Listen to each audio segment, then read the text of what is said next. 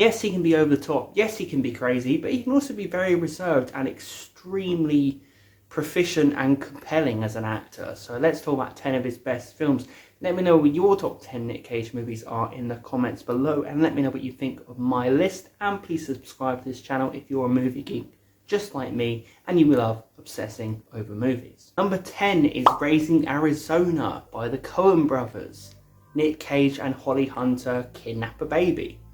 Lovely. Despite this movie having such a dark and morbid idea to it, the crazy thing about Raising Arizona is it's just full of life and energy and a cartoonish, hilarious vibe, and I feel like that's something that the Coen brothers always do in their movies.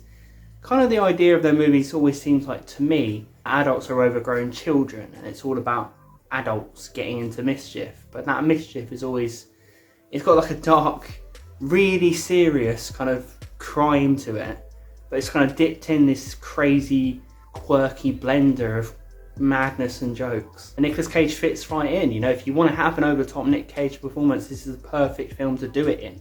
Everyone is just car crash in this movie. Everything is 0 to 100. It's just madcap, and Nick Cage fits right in. Nick Cage is wonderful in this movie. Number 9 is Drive Angry, which is a fantastic grindhouse tribute starring Nicolas Cage.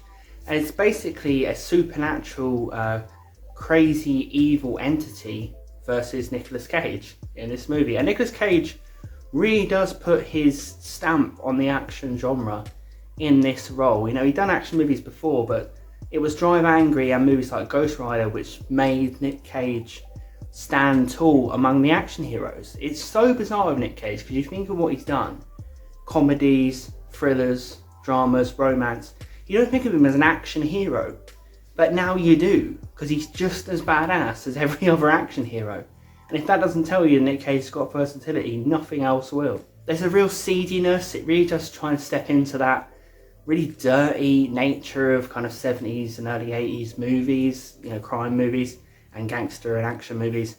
It's just there's just a seediness, you know. They look no further than Nicolas Cage engaging in sexual relations with a woman whilst fighting off gangsters, whilst fighting off people trying to kill him, whilst on the job. Bonkers. But if you want to see Nick Cage, sunglasses, badass, being an action star, that's what Drive Angry gives you in this really crazy over-the-top fashion.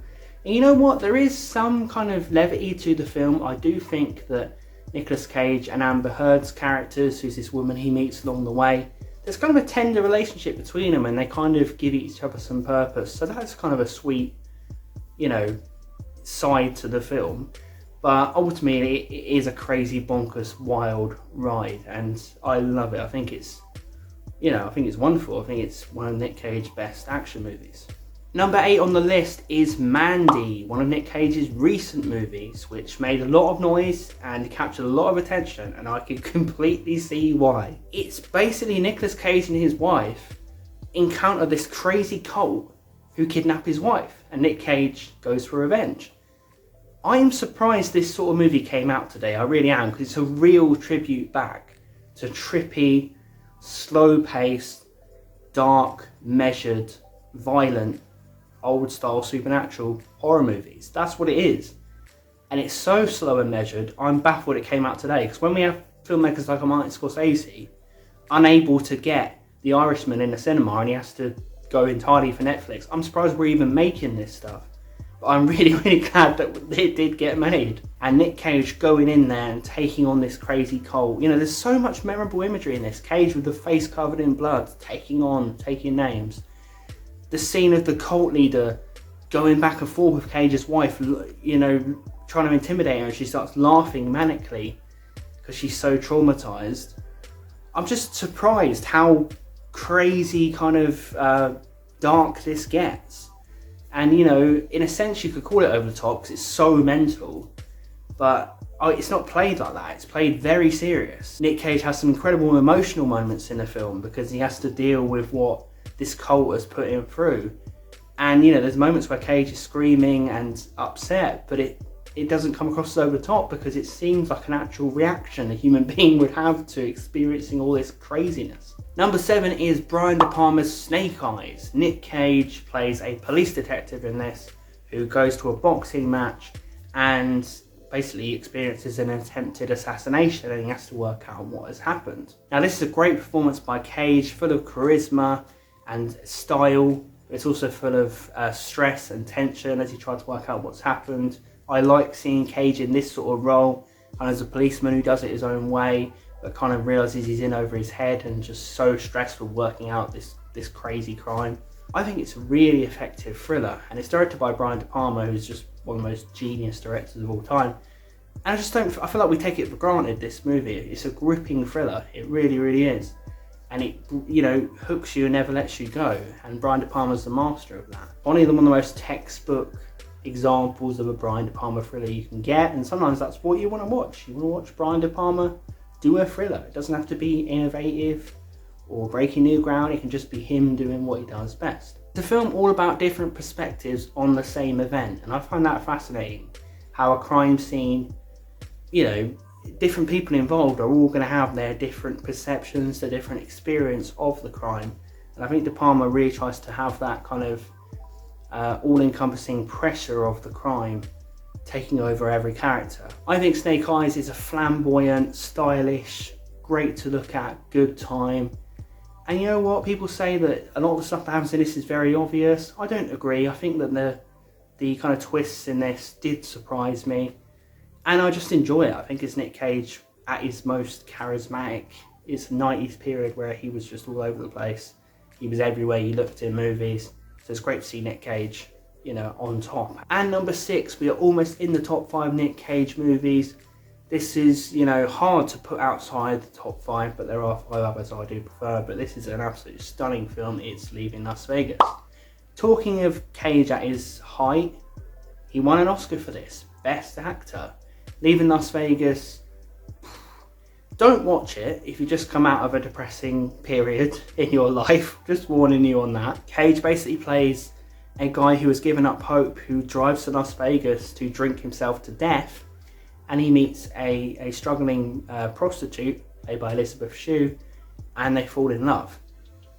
That's basically it. Obviously, Cage won his Best Actor Oscar for this, and it's not hard to see why. There's darkness to his performance, there's a disgusting nature to his performance, selfishness, but there's also a purity. There's also a genuinity. There's also that good person behind the eyes. If you don't think that Nicolas Cage can act, watch Leaving Las Vegas and he will break your heart. Elizabeth Shue is great in this as well. She's struggling, of course. You can see that light, that shining light behind the eyes that she doesn't want to give up. And it's a wonderful performance from her as well. And Cage and Shue's chemistry is one of the great things about this movie. It is a love story. It's a twisted, you know, shot of reality to the face, but it is a love story, and it's an uncompromising love story. So we are now in the top 5 Nick Cage movies. Again, let me know your top 10 in the comments below, and let's get into it. Number 5 is Red Rock West. Now, this is a movie that a lot of people probably haven't even heard of, but it's a very well acclaimed movie that Nicolas Cage made, and it is pretty much a Western film noir, and it's one of the coolest movies on this list. So ultimately, it's a film noir, so Nicolas Cage ends up in this small town and gets embroiled in this murder assassination attempt between a husband and wife. Very much about this pressure cooker town. Noirs are very much about a small enclosed place where things are just getting worse and worse as the film goes on, and you get more wrapped up in just the kind of terror of what's going to happen, and the kind of innocence of this main character getting embroiled in this situation which he doesn't deserve to, basically. Nicolas Cage is very likeable in this, very likeable performance.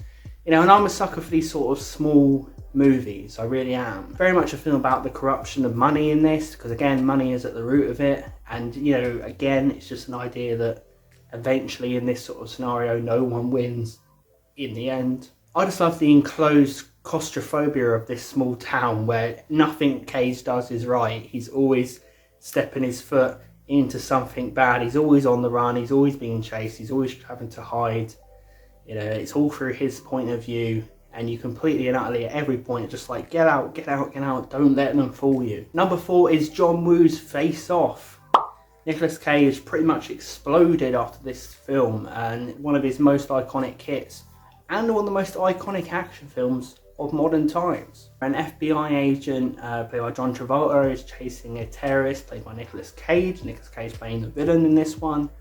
And through some crazy situation, they end up having to swap faces through this, new surgery that science has introduced. They swap faces to go undercover. Performances are incredibly strong and incredibly charging. It is great to see John Travolta try and do his best Nicolas Cage impersonation, because he does bloody well, and John Travolta is really, really a standout in this film. I do think Nicolas Cage is the better performance, but John Travolta does great when he's trying to imitate Nicolas Cage, basically. Nicolas Cage is wild and frantic and full of electric energy in this, but it all feels at home. It doesn't feel out of place in John Woo's wild, ticking time bomb universe. This is an action movie that pushed boundaries.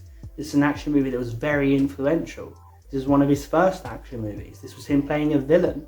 Everything about it was just ambitious and just breaking new ground. The movie is very fantasy charged and reality bending. Yes, it's not realistic in the slightest, but it is John Woo flexing his action chops, and it's one of the best directed action films I've ever seen, because it's just constant chaos on the screen, and this is just 90s action personified. It's a movie that's slick and gripping and entertaining and thrilling, but ultimately at the core it is about good versus evil, so it does have that good guy, bad guy essentially at the core of the story. And number 3, competing with Mandy for the most batshit, crazy, bonkers, bananas movie on this list, it is David Lynch's Wild at Heart. Nicolas Cage and Laura Dern play a young couple on the run across the US from gangsters. This is one of the most confusing takes on a toxic relationship I've ever seen, because Nicolas Cage and Laura Dern, who play the characters Sailor and Lula in this, they're such a likeable couple. They're such a likeable couple. I root for them all the way through this. But in a way, they have not in a way, they have a toxic relationship. Sailor has been to prison for violent crimes. He can fall back into those crimes at the drop of a hat. But he's never violent to Lula, and he loves Lula with all his heart, and he'll never hurt Lula. So on the outside, you could say, yes, this relationship is toxic, because Cage is naturally a criminal, but he'll never hurt Lula. So is it toxic? Is their their love and their relationship really is the glue of the film. And it's so convincing. You really do believe these characters love each other. Wonderful performance by Cage and Laura Dern. Again, it's challenging, because you don't know whether to believe they shouldn't be together or to go with your heart and think they should be together. It's very much a film about the illogical nature of love, how you can't choose who you love and this and that, but should you be responsible and get out when that person is irresponsible? I don't know, because he's never abusive to her. He's just a crime. He just drags her along with crime. It's David Lynch, so of course there is just wild, disturbing, nutty imagery all throughout, such as when Sailor and Lula encounter a young lady on the street who's been part of an accident, or the kind of shots you get back to Lula's mother, who is hunting them, who just has this mental life of crazy, unconventional things that happen. She's gone nuts herself. It's a very bizarre movie. I remember there was a time when I watched this movie loads. Haven't seen it for a while, just rewatched it for this video. But there was a time when I watched this movie loads. It's very hypnotic. At a time, it was my favourite Nicolas Cage movie at the time, because it's just a truly unique film. It really, really is. And it's bizarre and it's mental. Like, you can watch this so many times, you'll never really work out what's at the core of it, It's a fascinating film. Number 2 is Martin Scorsese's Bringing Out the Dead. Wow, this is a phenomenal film. If you're thinking of becoming a paramedic, don't watch Bringing Out the Dead. Ever. Basically, he tells the story of Nicolas Cage as this burnt out paramedic called Frank, he does the graveyard shift, and the job has destroyed him. The job has quite literally destroyed him. All he sees is the ghosts of those he couldn't save. And, it's a peek into the horror of this job. It's an extremely noble and extremely rewarding job, but this character no longer gets any reward from it. He's just burnt out and truly depressed from it, and he's in a kind of mental state of shock. And it's an incredibly sympathetic and convincing performance by Nicolas Cage. One of his most human, full of fantastic facial expressions, full of just moments where you really sympathise, and full of just moments where you really do see the horror in his eyes of what he experiences on a nightly basis. Patricia Arquette is also in this, and her relationship with Cage is so tender in this, so warm. In such a messed up movie, these characters are very, very genuine to each other. Patricia Arquette's very likeable in the film, and it's the little ray of sunshine they have, but they can't even really get to be together because the world around them is so messed up. Martin Scorsese is obsessed with showing New York as a shithole, isn't he? Sorry to all of you guys who live in New York, but he's done it many times. New York is, in his films, might as well be a shithole. The scenes of them just driving and seeing everyone go by, and Cage now and again seeing the ghosts of the people he didn't save. It's very effective. The movie also has a real interesting tint to it. Martin Scorsese's almost put an icy, morbid feeling to his screen, you know. Almost like a morbid blood red to the film, or just an emptiness, or just the whole look of the film reminds me of hospitals, reminds me of ambulances, reminds me of ill people. Everything about the film creates a mood. It's one of Martin Scorsese's most underrated films because no one really talks about Bringing Out the Dead, and it just creates such a mood. It really does. It's also got such a messed up sense of humour to it. John Goodman's in the film, Ving Rhames is in the film, and they are hilarious. There are even moments of black comedy with Nick Cage in this, and it's a film that, it is a very empty film, a very icy film, it is, but there are these little moments of human interaction where you get a brief hint of optimism.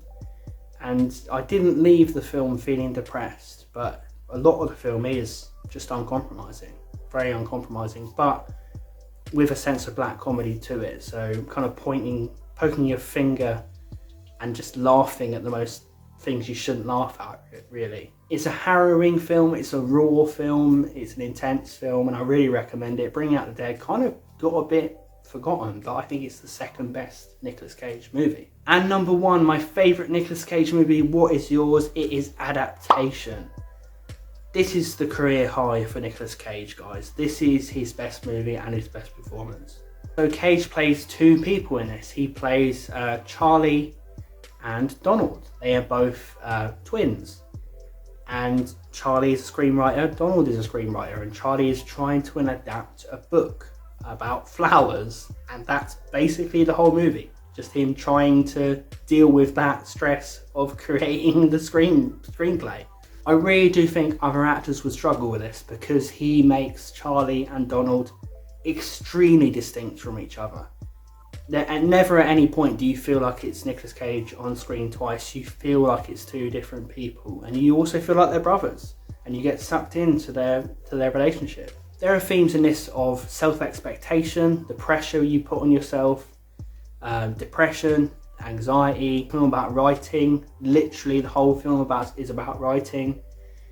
And you know, nothing much crazy wild happens. It's not an over-the-top crazy movie full of events, although the culmination is fantastic, but it's so entertaining. It's such a good screenplay. It's such a good performance by Cage. It's such relatable characters. It's just interesting to see Nicolas Cage try and write a script. It sounds like it shouldn't be good, but it is fantastic. This movie is absorbing. It's eye-opening. It's emotional. It's a story of two brothers. A story of the pressure of writing, of trying to become something bigger than yourself. It's a look inside the awful world it must be of screenwriting. The combination is incredible. It's fantastic. It's wonderful. It brings all the kind of events. You know, if you find any part of this movie boring, the combination is worth watching the whole movie for. It's full of stuff happening, full of incredibly unpredictable combination. And ultimately, the film is very bleak at times. Very, very bleak. Very, very honest.